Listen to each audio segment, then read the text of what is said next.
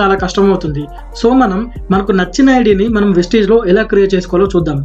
Friends, ఈ వీడియోలో మనం కొత్త డిస్ట్రిబ్యూటర్స్ ని ఎలా జాయిన్ చేయాలి, వాళ్ళని ఎలా రిజిస్టర్ చేయాలి, వాళ్ళ కేవైసీని ఎలా కంప్లీట్ చేయాలో తెలుసుకుందాం. First Google play store open చేసి వెస్టీజ్ POS అని టైప్ చేయగానే మనకు వెస్టీజ్ POS యాప్ ఓపెన్ అవుతుంది. అది నా దగ్గర ఆల్రెడీ ఇన్స్టాల్ అయి ఉంది కాబట్టి నేను దాన్ని ఓపెన్ చేస్తున్నాను. ఇంటర్ఫేస్ ఇలా చూపిస్తుంది. తర్వాత లాగిన్ పేజ్ ఓపెన్ అవుతుంది. డిస్ట్రిబ్యూటర్ ఐడి ప్లేస్ లో మన డిస్ట్రిబ్యూటర్ ఐడి ఇక్కడ ఫిల్ చేయాలి. ఇక్కడ పాస్వర్డ్ సెక్షన్ లో మీ పాస్వర్డ్ ని టైప్ చేయండి. తర్వాత లాగిన్ పై క్లిక్ చేయండి. ఇలా సైన్ ఇన్ అని చూపిస్తుంది.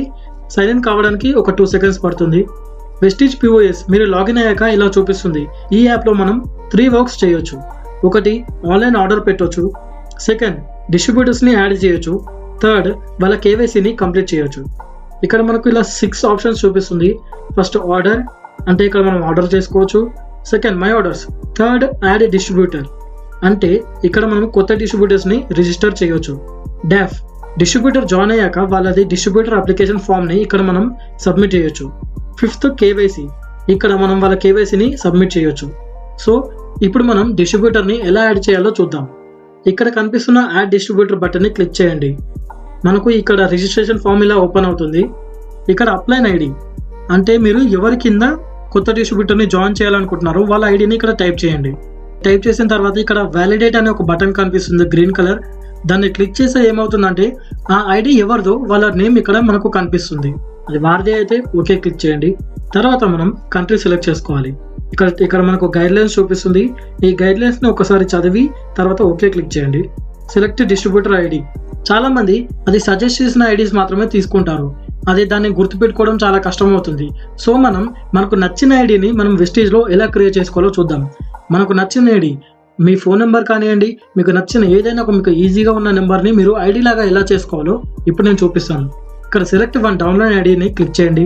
కిందకి డ్రాగ్ చేయండి. ఇక్కడ మనకు చూజ్ యువర్ ఓన్ అని కనిపిస్తుంది. దానిపై క్లిక్ చేస్తే మనకు ఇష్టం ఉన్న ఐడిని మనం ఇక్కడ క్రియేట్ చేసుకోవచ్చు. క్లిక్ చేయగానే ఇక్కడ మనకు డిస్ట్రిబ్యూటర్ ఐడి అని ఒక ఆప్షన్ ఓపెన్ అవుతుంది. దాంట్లో మీకు ఏ ఐడి కావాలో దాన్ని ఫిల్ చేయండి. ఇక్కడ నేను ఫోన్ నెంబర్ని వెస్టీజ్ ఐడి లాగా చేయడానికి ఫోన్ నెంబర్లో 8 డిజిట్స్ ని ఇక్కడ ఫిల్ చేస్తాను. దాని తర్వాత వ్యాలిడేట్ క్లిక్ చేయండి. ఈ ఐడితో ఇంతకుముందు ఎవరైనా డిస్ట్రిబ్యూటర్స్ ఉన్నారా లేదా చెక్ చేస్తుంది. ఎవరికైనా ఉంటే మనకు వార్నింగ్ ఇస్తుంది. లేకపోతే ఈ ఐడినే మన వెస్టీజ్ డిస్ట్రిబ్యూటర్ ఐడి లాగా క్రియేట్ చేసేస్తుంది. ఇలా మనకు డిస్ట్రిబ్యూటర్ ఐడి ఈజ్ అవైలబుల్ అని చూపిస్తుంది.